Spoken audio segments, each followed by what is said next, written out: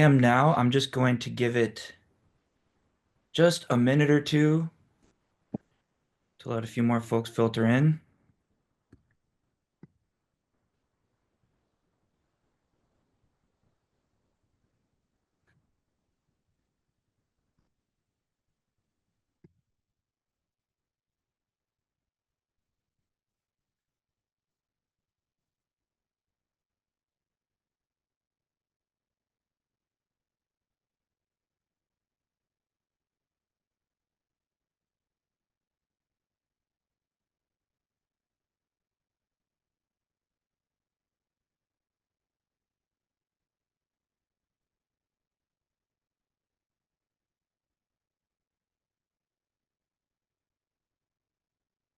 All right, well, I can start rolling into things here since it is about 10:01 here. Thanks everyone for jumping online here. My apologies to anybody who was really looking forward to driving through the snow. You can certainly do that after this. I know it's fun for our Minnesotans here. We're really we're really finding a way to bring the snow with these holiday forums, it seems like, over the past couple few years. So again, apologies to anyone who is really looking forward to the in-person. We're definitely looking forward to it too. It's always a tough call with these events to know when to pull the plug and when not to, but I appreciate your flexibility, and we will be trying to find a way to reschedule and get together to share some winter holiday season time. So stay tuned for that. But we are holding our forum here today virtually. We're joined by Kira Pollack, who's an extension educator in forest regeneration. So Kira has maybe one of the best acronyms for her program that I've seen recently: Active Collection, Organization, and Redistribution of Nuts and Seeds, ACORNS. So um, I'm going to turn it over to Kira and then stick around at the end.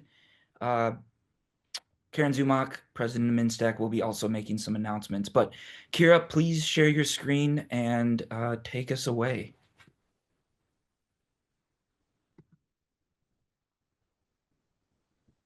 Alrighty, good morning.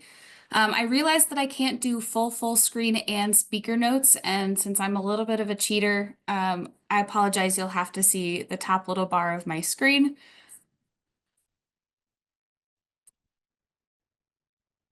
Okay. All right, so good morning, and I hope you all are staying cozy. I'm also bummed that we aren't potlucking together, but thank you for tuning in anyway, even without the carrot or so of cookies. So I'm going to talk about tree seed collection training, but acorns sounds so much better.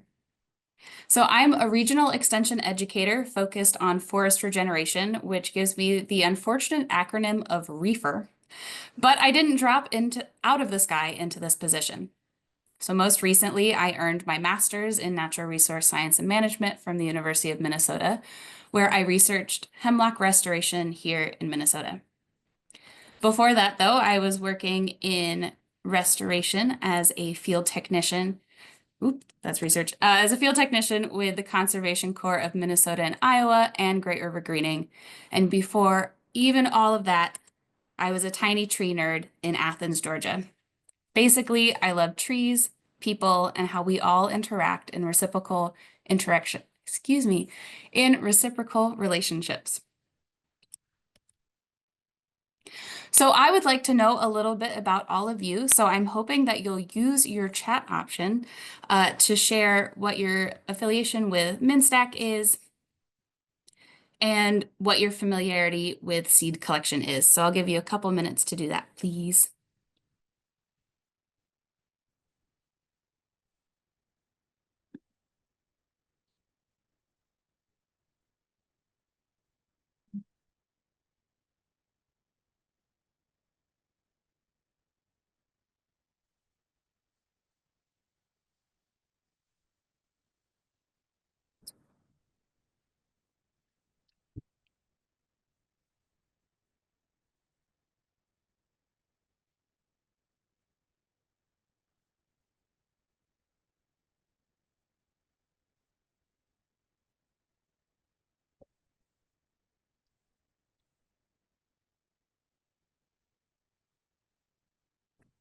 All right. Lots of tree care professionals, some land managers,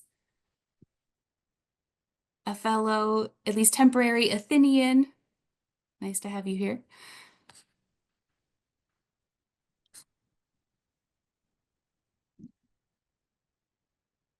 And a lot of 2s and 3s in the comfort with seed collection.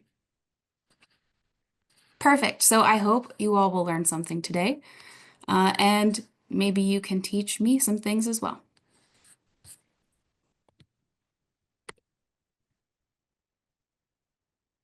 So my work is focused on building a responsive network of tree seed collectors to meet the needs of future forests. My job exists because we all agree that trees are great and we need and want more of them. So depending on someone's management goals and the life history of a species, meaning how it seeds and grows, natural regeneration is a 100% viable option for forest regeneration. But generally speaking, and especially for a lot of urban foresters, the forests aren't going to get there on their own. Planting trees is faster, it offers more control of who ends up where, so species composition, and allows land managers to play an active role in climate adaptation.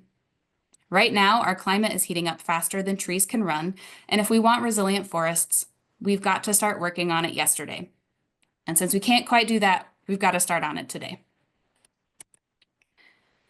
And you may be thinking, Kira, what do you mean trees can run?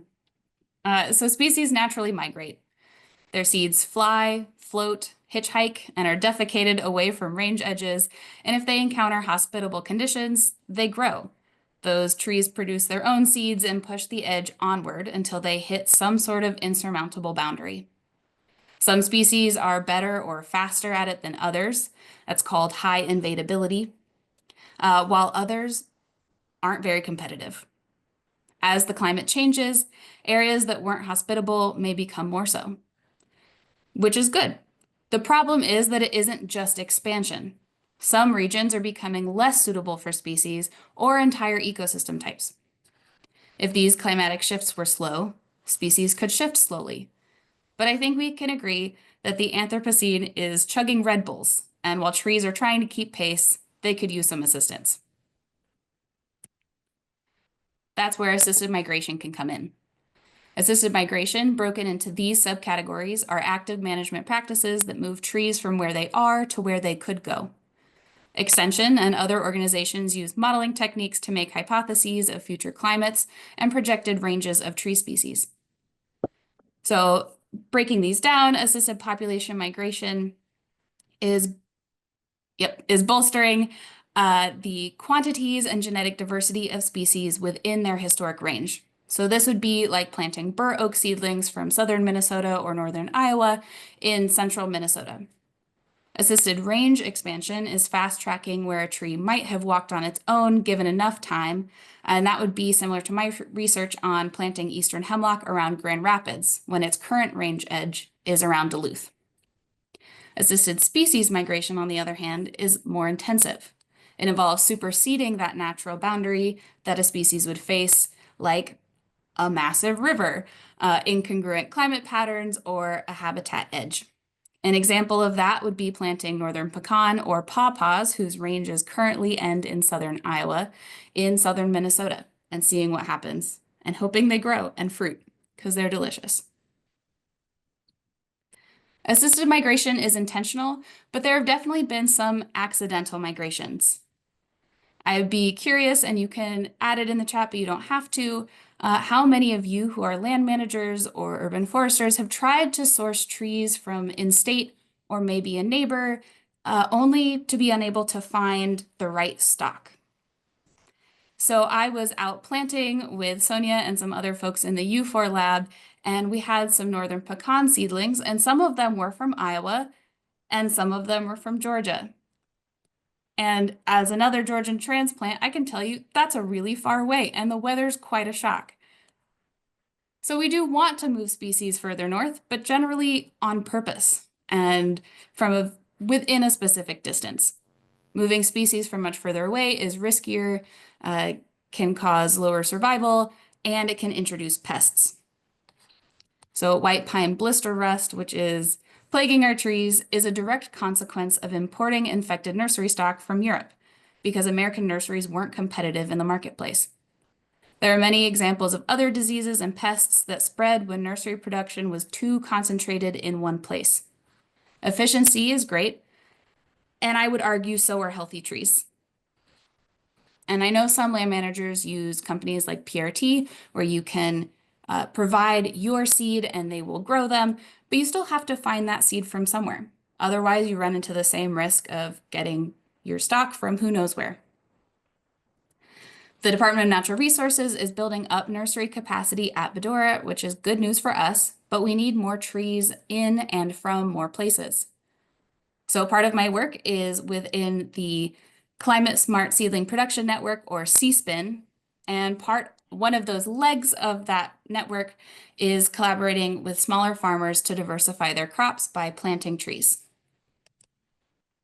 So in order to plant more trees, we need more seeds, and we need a lot of help to get us to that goal.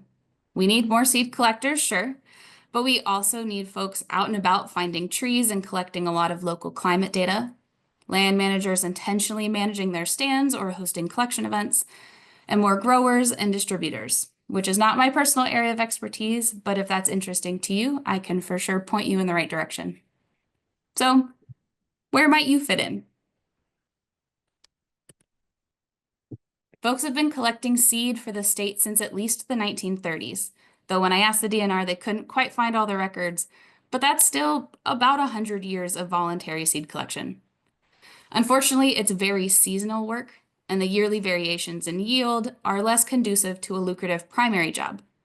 The pool of collectors has dwindled as folks have aged out, and their skills haven't necessarily been passed on. I was hired under the assumption that seed collecting can be both satisfying and a lucrative side hustle undertaken by folks who love the outdoors and want to contribute to healthy, climate-adapted ecosystems. The Department of Natural Resources and CSPN are paying for seed, with prices dependent on the species, demand, difficulty, size, etc. And I'm not an economist, but I do know that seed collecting is an excellent opportunity to earn a couple bucks while spending some time in the woods, in a park, on your property.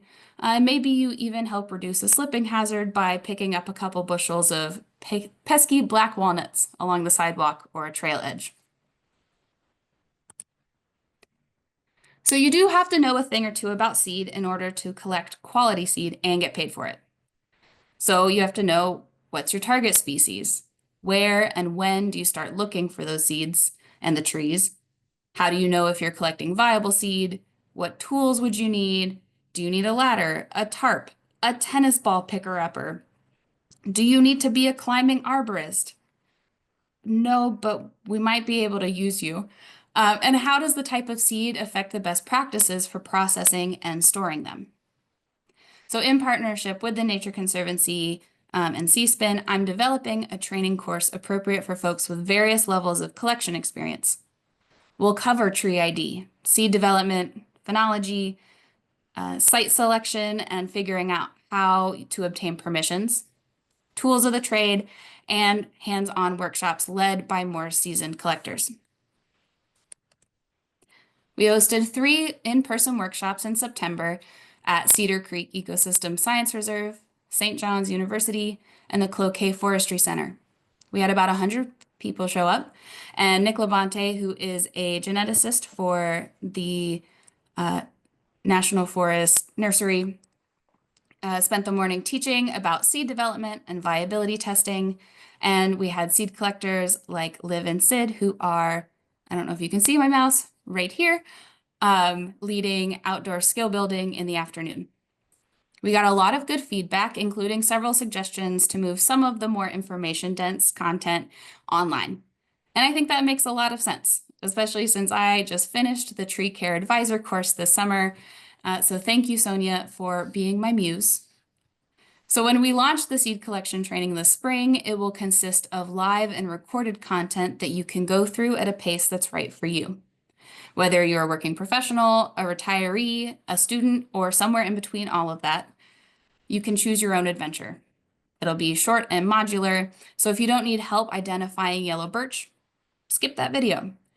And if you're only interested in northern red oak, you can elect only to watch the quickest seed development video. My goal is that the course is practical. You'll leave having learned some context, touched some seeds, and having developed a reasonable plan to follow. I'm also hoping to incorporate a little bit of data collection, which we'll get into now. Part of collecting seed is knowing where and when to find trees with seeds. So scouting encompasses the finding of potential trees, both the location with a target species present, and paying attention to the timing of the seed development. Phenology and phenophases can vary not only species to species, but region to region. So southeastern Minnesota greens up sooner than the Northwest, and seed ripeness can vary too.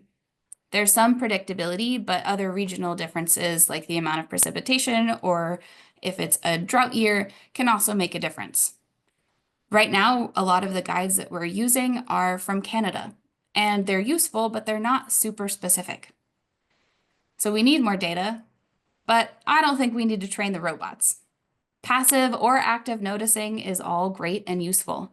Whether you drink coffee outside and see the oaks flowering, or walk in the woods and get brained by an acorn, it's all data. We're hoping to use Nature's Notebook, which is similar to iNaturalist, a participatory science platform where you can track your favorite tree, and who knows, you could be part of the reason we have a state-specific collection guide. So all of the seed needs to be collected from somewhere. And while there are many places from which folks can collect, there are also many that are off limits. And as a collector, that can be really confusing and hard to navigate. For land managers and owners, that's where you step in. We would love for you to have a plan. Do you have policies in place already?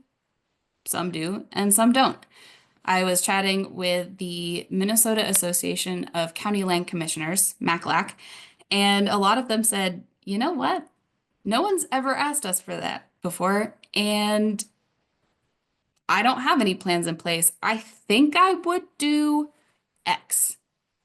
And it's good to think about that before people start asking, because the goal is to develop groups of collectors across the state. And ready or not, they're coming to a natural space near you.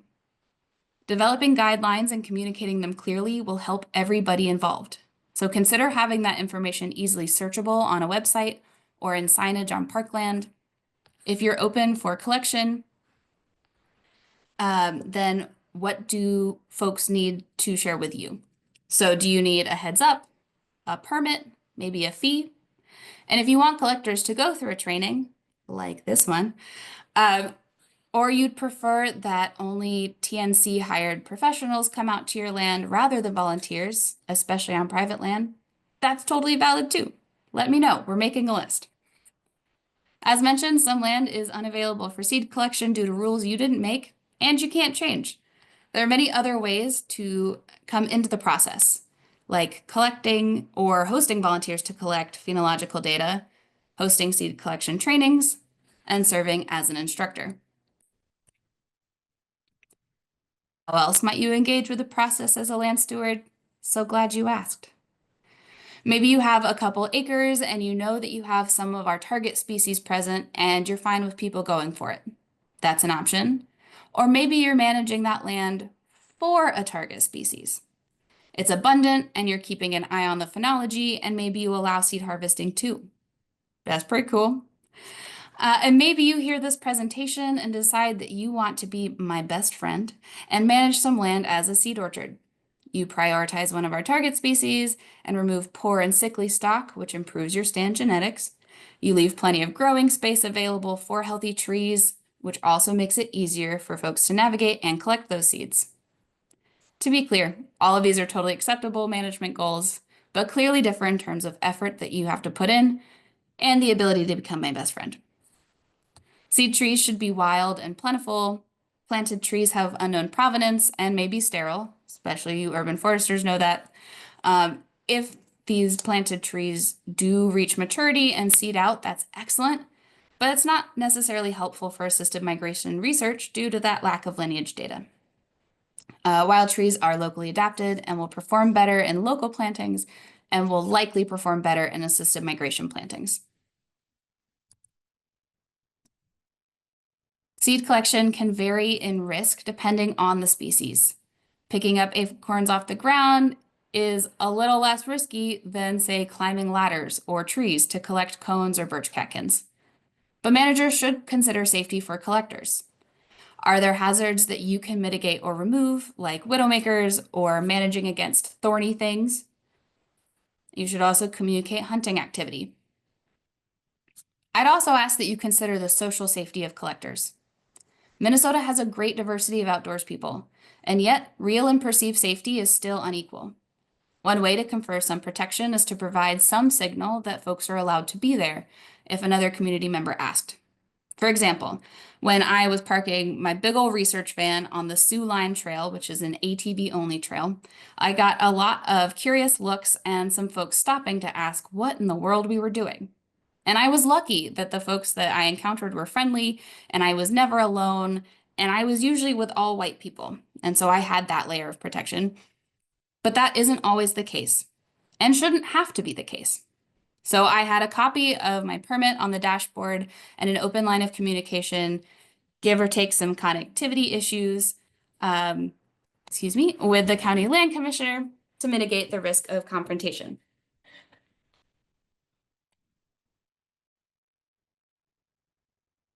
Your charger only works if the outlet's actually on, turns out. All right. Whoop. It would help if I were here. Thank you for your patience. All right, collectors do have a general responsibility to themselves and their safety and should also be watching out for hazards themselves and understand their physical and skill limitations. And managers can facilitate their safe participation, knowing that the seed they collect could come right back to them. I'd also say you should consider safety from collectors. If you have threatened species on your land, communicate that. Block off the area, revoke permission seasonally, do what makes sense. If you have easily compacted soil, consider restricting group size, ATV use, any extraneous trail making. And it's okay to selectively grant access rather than give blanket permissions. And I know I sound like a broken record and an extrovert, but again, please, please, please communicate all of these things.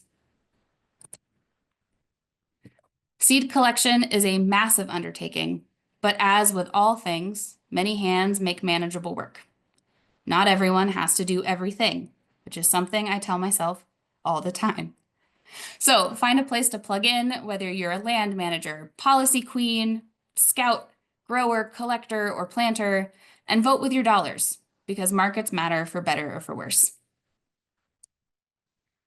So I kept things pretty quick because I don't know about you, but my capacity to pay attention on Zoom is much less than my ability to pay attention in person. So I have more resources available and you can use that Z link in order to access this presentation at any point. These resources encompass what the DNR is doing, both in terms of seed collection and production, more about the C-SPIN network and planting.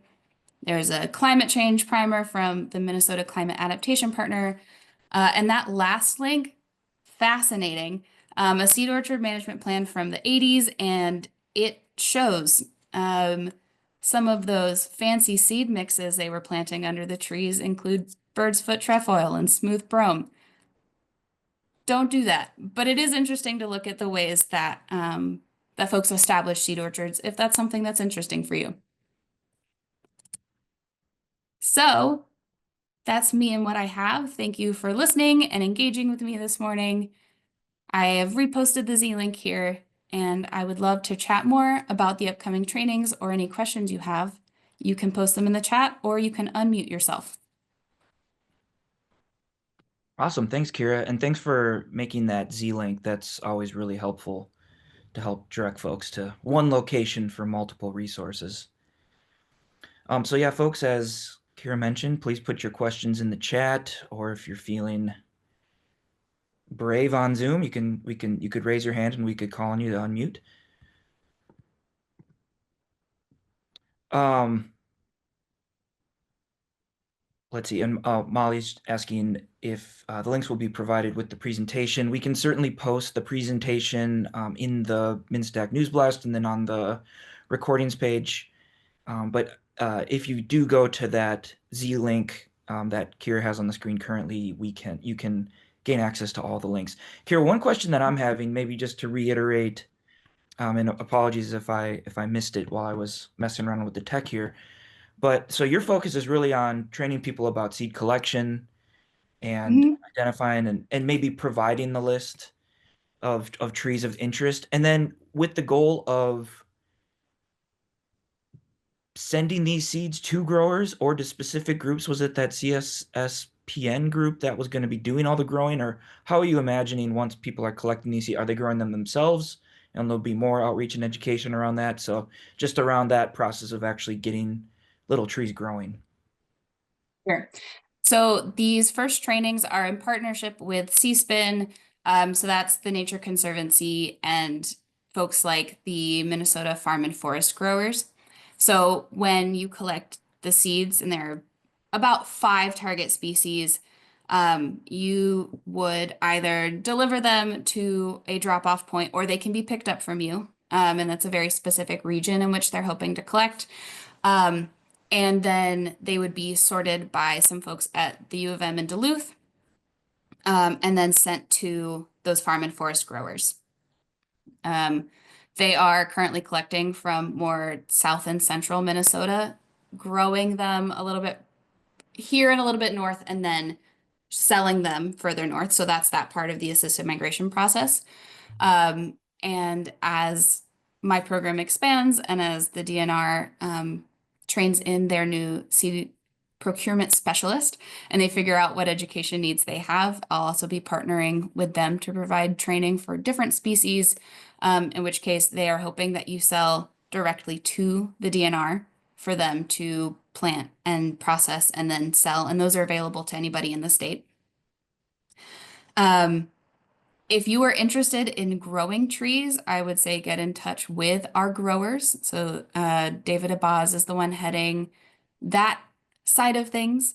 But I think that answers all of your questions. Right now, I'm not training you how to grow your own seed for low quantities. I'm training how to collect seeds so that other people can grow them. Yeah, great. And then one of the questions I think that a few people are wondering about is what species are you interested in? Or is that a developing list? And maybe it's not you that, So you know. we do have a list and it could change and expand. We have a fun seed collection training summit in January, but right now those species are northern red oak, bur oak, swamp white oak, black walnut, and yellow birch. And all the DNR species are in the link that will be on the resources slide for DNR seed and cone collection, which is also super easily Googleable. They have great search engine optimization. You'll find it immediately. Okay, I'm just looking at some of the questions that are coming in here. We have a question from Andrew. I'm curious if you have any good examples of seed-focused forest plantings. Is anyone around here already doing a great job of that? A good question. Um, I am unfortunately less familiar with that aspect. A lot of it is seedling focused work. Um, in more northern Minnesota, I know that there's aerial seeding of more boreal conifers. And I already told them that I would like to go up in a helicopter one day. Please invite me. So that's more smaller seed, or not necessarily faster growing, but less sensitive, I think I would say. For and it would be the reforestation. They're just filling in a couple gaps. So CSPN is doing reforestation on a larger scale. It's part of the Minnesota Million Project. And seeds are one method, but seedlings have better survival and again, a little more control in where they go. Um, it's more expensive than seed, and so there's a trade-off there. Yeah. And you did touch on this in your previous answer, but I'll just reiterate the question here from Molly. Mhm. I'm also curious if you have insights for including small-scale farmers in receiving harvested seed.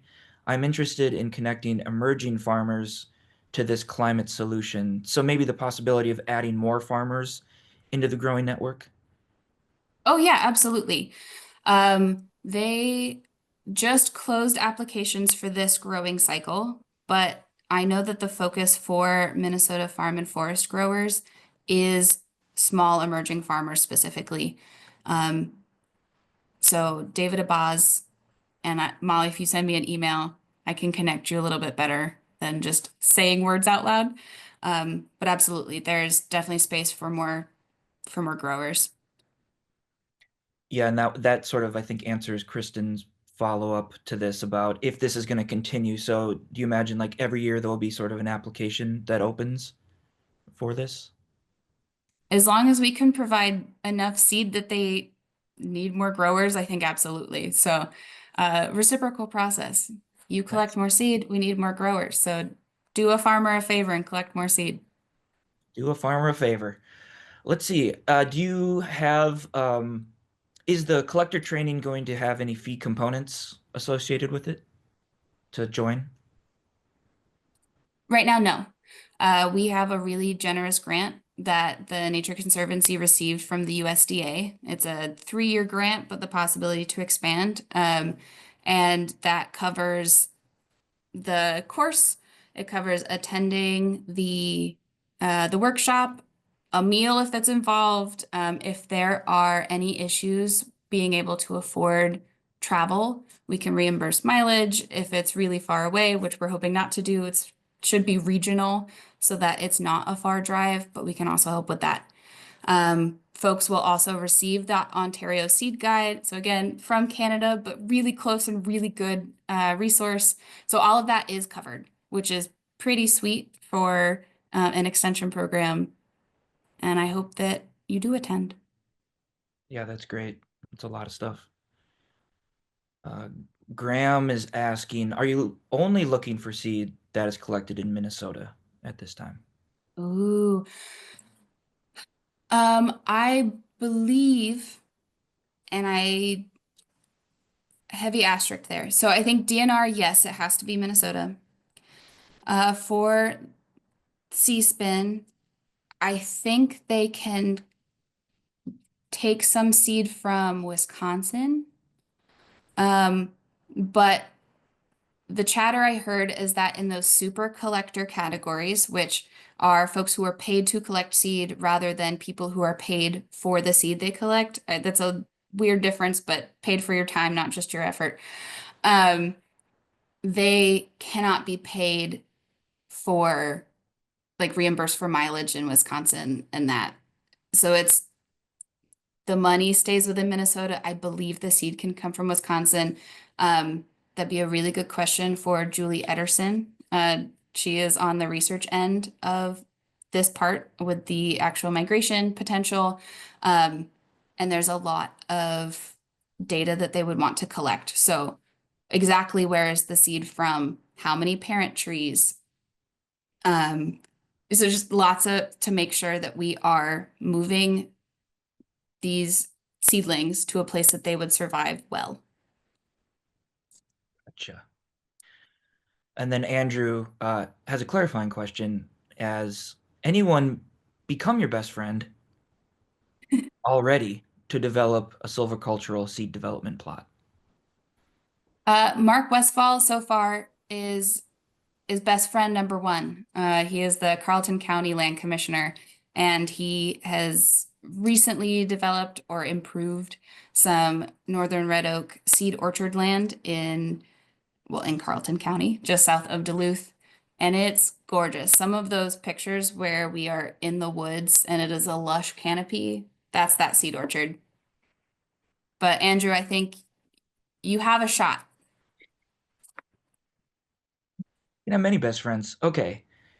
Shane's wondering if you can provide some details on the upcoming seed collection training summit in January that you mentioned. So that one is for my partners and I, work partners, where we are recapping this past year. So how did our workshops go from September? What seed was collected? Um, are these still the species that we are hoping to collect from? And are there any folks who are willing to help me teach this course? So I have all of the bones and we're just going to keep fleshing it out.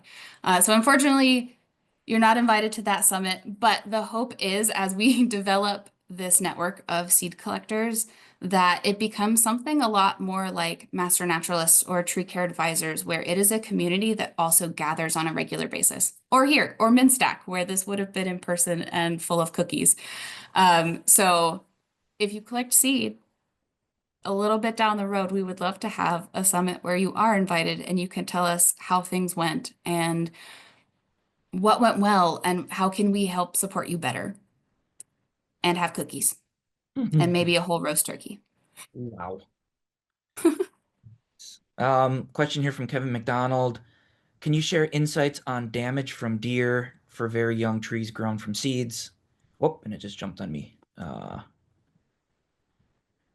Can you share insights on damage from deer for very young trees grown from seeds versus larger stock, I mean, really big stock, B&B or container young saplings? So a lot of my background with deer herbivory is eastern hemlock, and hemlock is deer candy. So um, seedlings, seeds and seedlings are more, oh my goodness, what is the word I'm looking for? Vulnerable? Exposed. Yes, vulnerable. That's exactly the word. Thank you. More vulnerable to deer herbivory because they are in the danger zone that somewhere between where the snow will hit and where a deer can reach for a lot longer. So that's why we have things, especially in urban areas, like those tree tubes, or we fence areas. Fencing large areas makes more sense in woodlands, and it isn't always possible. And so some of that is the numbers game. It is cheaper to have a lot of tiny seedlings than it is to have just a few large containerized trees. And it also depends on, yeah, what are your management goals? What are your deer concentration numbers? What are your deer management practices? I don't know if that was fully your question, but it's all about knowing where you are and your species and knowing which ones are tasty. And if deer are an issue, there is an article that talks about which trees are most appetizing and least appetizing. Uh, you can look there too. Yeah. Yeah, we use tree tubes for some of our elm reforestation work, and they work well if you get a 5 to 6 foot tube, but when you start breaking down the cost, if you're trying to do literally thousands of acres, it just becomes Hmm. kind of an enormous cost. And then you also have to go back and manage those tubes because you can't leave them there forever. Nope, you don't want to throw trash on the ground. And bud capping is a viable option. And also, how many trees are you planting and how long are you going to spend stapling your cards to the top of your pines? Okay, question here from Alicia. Kira, what differences or similarities do you see for these processes between urban forestry and bigger landscape forestry? Ooh. What small business opportunities exist can translate into urban forestry from traditional forestry slash silva business practices? Casual question, Alicia. Casual. All right, let me think about that. Mm. It's like we're back in your day. Similarities, it's all good for people. I know we think of like that urban interface as being a lot more people-y, but all of it's good for everyone. Let's see, bigger. Oh man, couldn't give me a break, Alicia. All right, let's see. Um, That's her job. I know. You'd think after 3 months I'd be fully onboarded. I'm rereading the question to make sure that I have thoughts.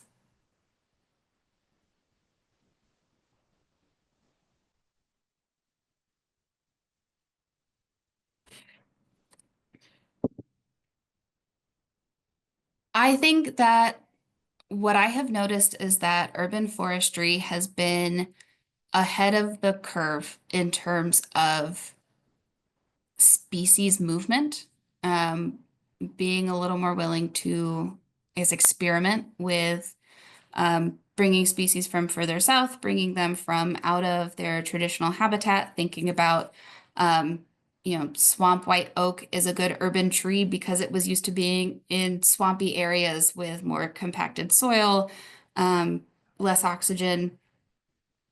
But we wouldn't have found a swamp white oak on the St. Paul campus, maybe, especially on top of hills. So I think that there's good comparison there, thinking about where can we put trees for ecosystem services, for public health, for research. That's a good comparison. See, I think it's a numbers game though. Urban forestry, I, in my experience, is planting fewer trees at scale, though obviously public parks exist and may need to be forested, and it depends on how they're managed and what they're managed for. Um, what small business opportunities exist? I mean, there's the growing and distributing. It would be really hard to compete with the DNR. And so I'm not suggesting that by any stretch. At this point, growing is a good place to step in as a small business, but maybe not selling. I would partner under. Um, and maybe there's a world in which,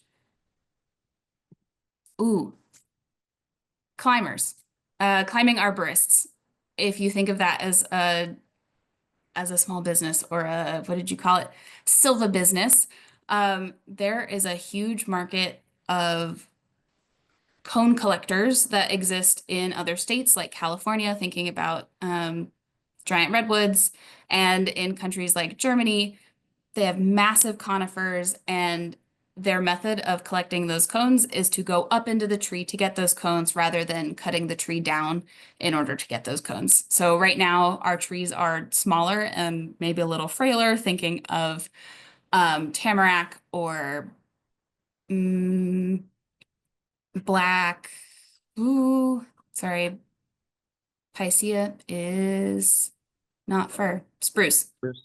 Um, so black spruce, where we don't have a culture of climbing for seed collection, we have a culture of what is kind of terribly called destructive collection, in which you cut down the tree and collect all of the cones, or you come through after a logging event and you collect off of what's left. Um, it sounds bad, and I think there's a lot of opinions on whether or not you should cut down a tree. Hopefully, we understand that there's a lot of complexity in with that, and that cutting down a tree is not necessarily a bad thing. So that aside, but if we can have more folks who are involved in non-destructive harvest, if we can make that profitable, if we can make it safe and fun and accessible, then absolutely, I think there's an opportunity for that to be a small business practice. And I would love to see where that goes. It's something that Ryan and I have talked about a little bit in what the future might hold for my job as I get much better at this part, and then I'm ready to expand. Nice, well done. Another question here from Kristen. Beyond growers and collectors, is there a shortage of seed storage, processing, transporting? Kind of thinking about where these bottlenecks exist in the process. Yeah, thank you, Kristen. So thinking about the conversations um, that I've been on in the C-SPIN Zoom, where they're like, cool, well, now we have too much seed and not enough cooler space, and they're storing stuff on campus. Where else can we store seed? I also linked in that resource slide the NPR article about state forest nursery capacity expanding. And some of that is they need an entirely new building because they're trying to double or quintuple their production and they just don't have space. So yes, there is a shortage of seed storage, and different seeds need different types of storage. So acorns need to be kept cool and moist, whereas pine cones maybe need to heat them up in order to crack them open, and then you have the seed and you need to keep them cool and dry. And so there's also differentiation in how to store them and how long they can be stored. Acorns don't store very long at all. Where I believe it's white oak will just start going immediately in the fall, and red oak you can wait until spring, whereas pine seeds can be stored for years. And that's a good thing. If you have a high crop year and you want to be able to store that for years, then you need the space to do that rather than putting all of your seeds in one nursery bed, as it were, and hoping for the best. Yeah, lots to learn. We'll have to do the training. Let's see. Are there regulations in place for uncommon species or any species that you know of, such as butternut? So I believe, I know that the DNR has loosened a couple of regulations about butternut, but generally speaking, the DNR's policy on any endangered or threatened species is to not engage. So I can speak from the perspective of Eastern hemlock, which is endangered here in Minnesota. You are not allowed to collect cones from any tree, and the DNR does specifically talk about wild trees, of which there are about 40 in the state. And as I mentioned, because every other hemlock in the state, of which there are like 300 odd hemlocks, good job everybody who planted, but they aren't from here in the majority of cases. So that's not a bad thing, I say, as a researcher who's interested in the continuation of the species. But if we're thinking about things like assisted migration, I would not recommend collecting hemlock cones from your friendly neighbor here in Matt Groveland, and then seeing what happens elsewhere. One, because we don't know. We don't know where that tree is from. And two, because even though that is not a wild Minnesotan tree, you'll still probably get in trouble with the DNR. So the safest answer is if it is threatened, endangered, or you're not quite sure, probably don't. And that is so that you keep yourself safe and you stay within the DNR's regulations. I wish Yeah, I had a better answer for you. yeah, I'm pretty sure that time I collected those hemlock cones, I was actually dreaming, so it Hmm. didn't actually happen. And if it happened maybe before 2006, which is I think when the regulations went in place, it's fine. Yeah, Yeah, it's all relative, uh, it's fake. based on the observer. Okay, another kind of specific one, and then I think perhaps, I mean, if anything else comes in, we do have a little more time, but we also want to give Karen some time to address everyone.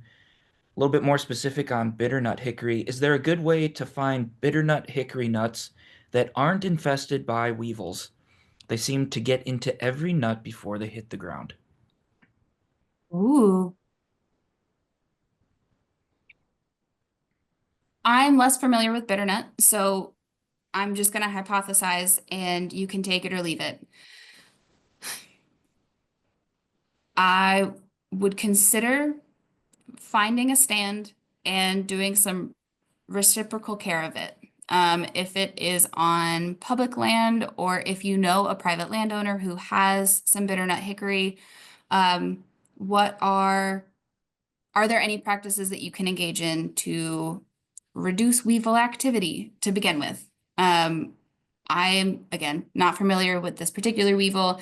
I know that there are some like the sticky traps you can put around the base of trees if they're crawlers.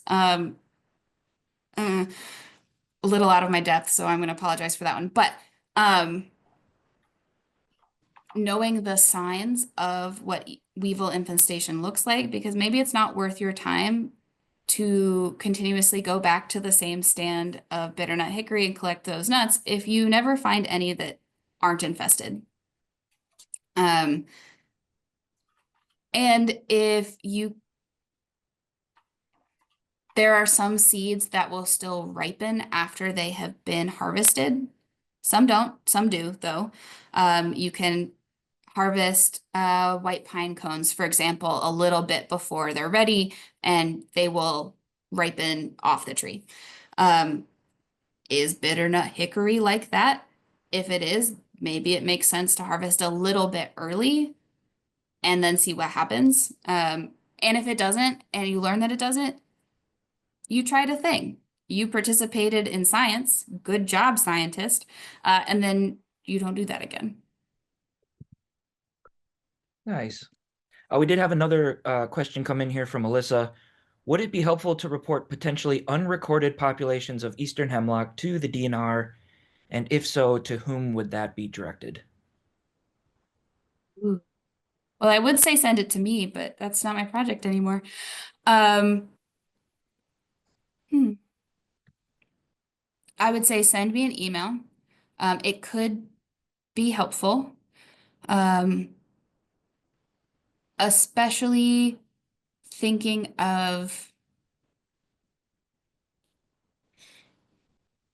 what are the ways that we can influence the people who are making policy to help us help them conserve our species. And that looks different now than it did even a decade ago as we're thinking about climate change. That looks different as we as an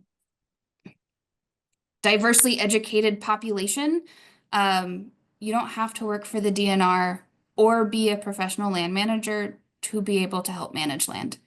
And participatory science, participatory management, volunteering, all of that is a good way to sway policymakers.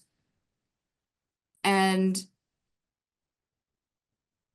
if they know about more trees, I think that's a good thing to say, hi, can you loosen the reins just a little bit? Like there are more trees and they're doing okay. And we would like to help them continue doing okay by participating in the management of them by doing something like assisted migration. Does that make sense? I thought so. Great. Okay, well, Kira, thank you so much. I'm going to close out this portion of the forum. Yeah, thanks for all the wonderful questions, everyone. Looking forward to seeing more info about the trainings, and please reach out to us with all that information when you have it, and we'll definitely get it into the MnSTAC news blast so folks can get that. Yeah, absolutely. And everyone, if you are looking for an ISA CEU, Sonia just posted a link to a Google form in the chat, so we got one CEU for this session. And with that, Karen, if you're here, I'd invite you to the virtual floor to address everyone, say hello. There's Karen. Hello. Kira, thank you. That was amazing. You had us all rolling over here. We were laughing a lot as much as we were getting excited about seed collecting. And I might know where there might be a few planted hemlocks around the Twin Cities that may have been assisted somehow. So thank you very much. Just want to take a few minutes to say thank you for all of you. MnSTAC isn't MnSTAC without you. And most importantly, it's not MnSTAC without Ryan and his amazing team over at the U, doing all the great things that they do to support us and make sure that these forums happen every month. And we're just extremely grateful for all the hard work you put into making sure that we're all in the know every week with those newsletters and with the forum. So cheers to you. Thank you. And then the only other thing I would like to say is, you know, it's a snowy day. Sorry we couldn't all get together, but I do hope that everyone joins us for the forum potluck whenever we get that rescheduled. And then lastly, if you've ever had any desires to be my best friend, we have some positions that are open on the MnSTAC board, and we'd love to get those vacant positions filled. You may not have to be my best friend to do it, but we'd sure love to have you. We're looking for representatives from the Minnesota Forestry Association. So if any of you 71 participants here on the call today are a member of MFA, we'd love to have a member on our board. The university, Kira, just saying, if you're interested in coming on and being part of the MnSTAC board to really help push the diversification of seeds from the urban environment, we could maybe find a way to make that happen. Utility forester, we're also looking for a university student. That could also be an AmeriCorps member if there are any folks out there interested. And then lastly, member at large. So that's anybody from anywhere, and we would be happy to have you join us. You can find out that information on our website where you can apply to be a board member, and we'd be super psyched about that. So with that, again, gratitude extended to all of you for the great work you do, and have a happy new year. Thank you, Karen. Hey, everybody. We'll see you later.